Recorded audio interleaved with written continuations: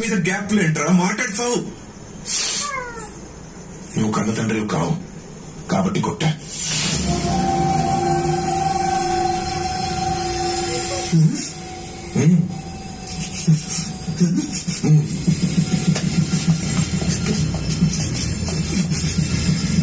కన్న తండ్రిని కాదు, నేను కన్న తండ్రిని కాదు.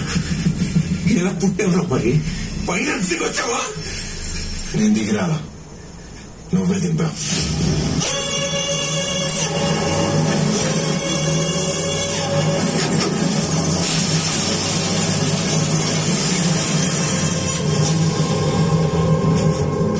పాతికేళ్ళు కోమాలో ఉన్న నర్సు సంధిలో ఏదో మాట్లాడితే నమ్మేస్తావా?